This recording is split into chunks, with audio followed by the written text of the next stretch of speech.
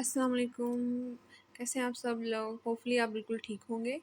अब हम आगे जो हमारा एक 9th क्लास की बुक का हम पढ़ने लगे हैं, चैप्टर नंबर 1 नया शुरू करने लगे हैं। तो इसका जो हम अभी इंट्रोडक्शन देने लगे हैं थोड़ा-सा, तो इंट्रोडक्शन में ना पहला चैप्टर है इसका मैट्रिसेस के मुतल्लिक, ठीक है? मैट्रिसेस के मुतल्लिक है मैट्रिक्स। मैट्रिक्स जो है उसकी ये होती है।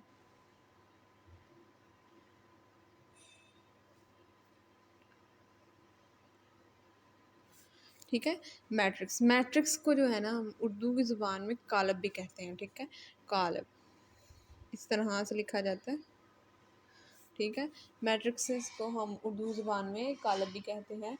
तो वो जो है हमारा एक एमसीक्यूज़ है आपकी उर्दू जो है इन वो बुक के ऊपर लिखा हुआ है, ऊपर वाली लाइन में बिल्कुल उधर लिखा हुआ है कि ये भाई किसने ईजाद किया था। ये एक इंग्लिस्तान का जो है ना वो था, मैथमेटिशियन था।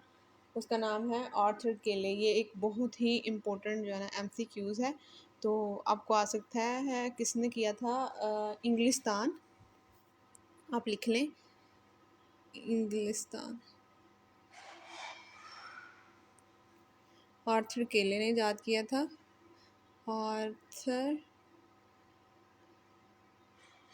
केले।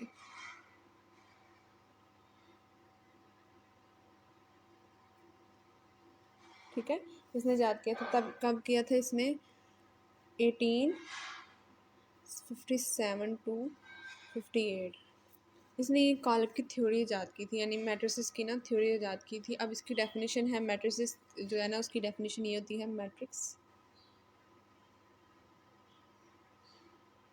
ये इसकी डेफिनेशन है set of number arranged in rows and columns so as to form a rectangular array. ठीक है, एक जो है हमने एक सेट ऑफ नंबर लेना है, एक नंबर का सेट लेना है जिसको हम रोज़ और कॉलम में अरेंज करेंगे कि एक रेक्टेंगुलर बॉक्स की तरह ना एक बन जाए। ठीक है, इस तरह हमने इसको ना करना है। जैसे कि अब हमने इसकी एग्जांपल दी है, जब हमने ये वाले नंबर्स को अरेंज करना हो, ये वाले जो मैंने एग्जांपल आप कोई भी दे सकते हैं, ज़रूरी नहीं आप मेरी तरह की करें, लेकिन डेफिनेशन आपकी जो बुक में लिखी हुई है ना वो बिल्कुल डेफिनेट नहीं है।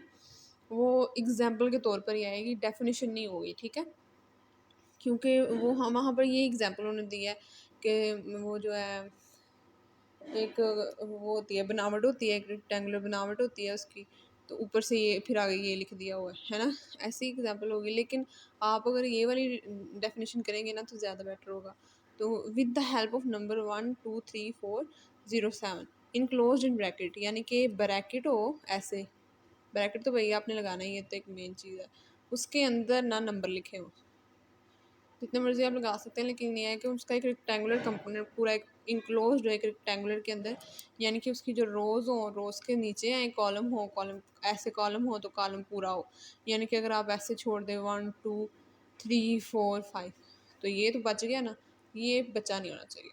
ठीक है, अगर ये बचना है ना तो आप इसकी जगह ज़ीरो लगा सकते हैं। ठीक है, वैसे तो आप क्वेश्चन खुद दे देंगी, वैसे मैं आपको बता रही हूँ अगर कोई चीज़ यहाँ पर बची हुई हो ना तो वहाँ पर हम ज़ीरो लगा सकते हैं। उसके बाद है उसकी जो दो इकसाम होती हैं इन हॉरिजॉन्टल लाइन, उन्हें हम क्या कहते हैं? इन हॉरिजॉन्टल लाइन उसे हम कहते हैं रॉज। रॉज। हॉरिजॉन्टल लाइन कौन सी होती है? ये वाली, ये हॉरिजॉन्टल लाइन है। ठीक है, ये हॉरिजॉन्टल लाइन है, ये लिख देती हूँ मैं, हॉरिजॉन्टल। लेकिन जो ये वाली चीज़ होती है ना, ये वाली, इनको हम वो बोलते हैं कॉलम्स। ठीक है, ये जो होती है ना वो कॉलम्स होती हैं। ठीक है, ये कॉलम्स होती हैं। ये वाली जो चीज़ होती है, आप अपनी असाइनमेंट बनाए उसमें ये ऐसे किया करें कि आपको समझ आ जाए सारी कॉलम्स। ये जो होती है ना, इनको हॉरिजॉन्टल में जो होती हैं उन्हें हम रोज़ बोलते हैं, और जो इस तरह से होती हैं वर्टिकल होती हैं, शेप में वर्टिकल होते हैं, उन्हें हम कॉलम्स बोलते हैं। ठीक है, उसके बाद आपकी और भी बहुत सी हैं। ऑर्डर ऑफ मैट्रिक्सेस हैं, आगे लिखा हुआ है ऑर्डर ऑफ मैट्रिक्सेस क्या होते हैं, लिख लेते हैं हम, ऑर्डर ऑफ मैट्रिक्स। ठीक है, ये जो आपकी बुक के अंदर है ना ऑर्डर ऑफ मैट्रिक्स, इसकी डेफिनेशन बिल्कुल डेफिनेट लिखी हुई है, उन्होंने बहुत ज़बरदस्त लिखी हुई है, आप उसको लिख सकते हैं। ठीक है, वो वैसे वो वाले होते हैं जिसमें हम उनकी तादाद के बारे में आपको बताते हैं। ठीक है, वो मैट्रिसेस होते हैं जो कि एवन शक्ल में होते हैं, यानी कि अगर हम एक लिखते हैं ऑर्डर ऑफ मैट्रिक्स, मैं आपको एग्जांपल दे रही हूँ, डेफिनेशन जो होती है ना वो आपके बुक के अंदर बहुत अच्छी लिखी हुई है, आप उसको लिख लें, ठीक है। ये है 1 2 3 4 5 6, ठीक है। अब इसके अंदर कितनी रोज़ और कितनी कॉलम्स है? एक दो रोज़ हैं जी हमारे पास, एक और दो, और कॉलम्स कितने हैं? एक दो तीन। तो ये फिर कितनी जो है ना ऑर्डर ऑफ मैट्रिक्स कितना हुआ इसका? 2/3। पहले रोज़ फिर कॉलम्स, ठीक है। पहले रोज़ फिर कॉलम्स, ठीक है। पहले रोज़ फिर कॉलम, पहले रो फिर कॉलम, पहले रोज़ फिर कॉलम, ठीक है। हमने ABCD के अल्फ़ाबेट्स में ना R पहले रख देना है और C बाद में रख देना है, ठीक है। पहले रोज़ फिर कॉलम, ठीक है। रोज़ कितने हमारे पास? एक और दो, एक और दो, दो लिख दिया। और कॉलम्स कितने हमारे पास? एक दो तीन, ठीक है, हमने फिर 3 लिख दिया।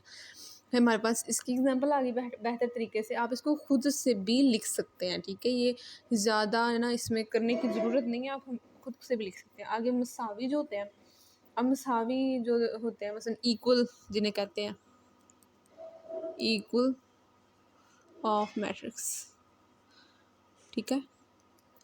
ये जी वो मैट्रिसेस हैं जो ए और बी जो है ना वो बिल्कुल मसलन इक्वल हों उनमें। जैसा कि मैं आपको बताती हूँ, एक उनकी एग्जांपल वहाँ पर सेम लिखी हुई है, मैं यहाँ पर भी लिख देती हूँ आपको।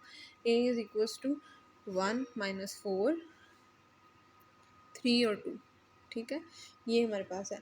और जो बी पार्ट है ना हमारा, वो है जी 1 2 + 1 और -4 4 - 2, ठीक है। अब हमारे पास ये ऐसे ही है।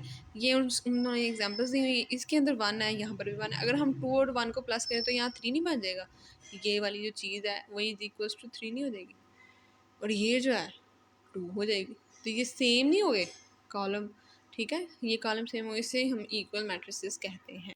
आगे उसने बताया हुआ है, पूछा हुआ है, ये क्वेश्चंस उसने दिए हुए हैं आपके 1.1 की ना पहले वाले पार्ट में उसने ये वाले जो क्वेश्चंस दिए हुए हैं, उसने बोला है कि आप बताएं कि इसमें से ऑर्डर ऑफ मैट्रिसेस क्या है। उसने ऑर्डर ऑफ मैट्रिसेस पूछे हैं, इसके हमने इसके ऑर्डर ऑफ मैट्रिसेस बताने हैं।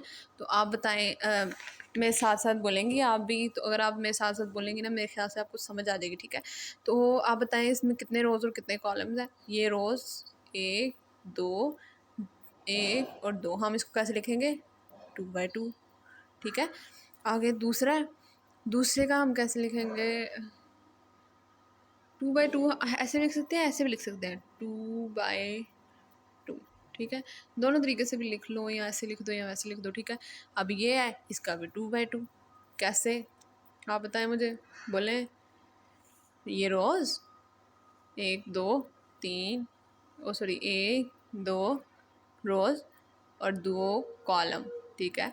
उसके बाद ये जो हैं क्या होंगे? 1 रो 2 कॉलम, तो ये क्या होंगे? 1/2। उसके बाद जी हमारे पास डी वाला है, तो यहाँ पर कितने हैं? 1 2 3।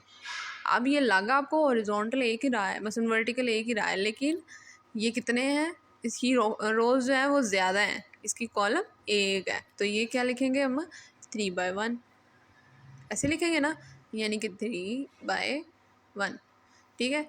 उसके बाद ये है, ये कितनी रोज़ होंगी? 1 2 3 और 2 कॉलम, 3/2, ठीक है, 3/2। अच्छा जी, आगे हमारे पास जो है ये वाला पार्ट 2 है। मेरे पास उर्दू वाली बुक थी, इंग्लिश वाली नहीं है। तो इसमें उसने इक्वल जो मैट्रिसेस है ना वो उन्होंने कहा है कि खुद ढूंढें। तो आपको ना वैसे ये पेपर्स में आते नहीं हैं, लेकिन फिर भी आप ये कर लीजिएगा कि इक्वल मैट्रिसेस कौन से हैं। अब इक्वल मैट्रिसेस कहाँ पर है जी? एक ए है और एक सी है। 5 को माइनस करें 2 से तो 3 ही आता है, ठीक है। तो ये मैंने नीचे लिख दिए हुए हैं A to C। आप इसको अपने ना रजिस्टर्स में लिखें या बुक के ऊपर ही लिख दें, ताकि आपको ना पता रहे कि बी को आई बी है और आई किधर है? आई ये, ठीक है। 3 और 2 3 2 5, ठीक है, ये सेम हो गए, ठीक है। इसी तरह ये दूसरे। अब ये वाला जो टॉपिक है ना, ये वाला क्वेश्चन इंतहाई इंपॉर्टेंट है, बहुत ही ज़्यादा इंपॉर्टेंट है। हम अब ये करने लगे हैं, ठीक है। अब मैं आपको अच्छा, ये हमारे पास एक क्वेश्चन अब उसने दिया हुआ है, ये बहुत इंपॉर्टेंट क्वेश्चन है।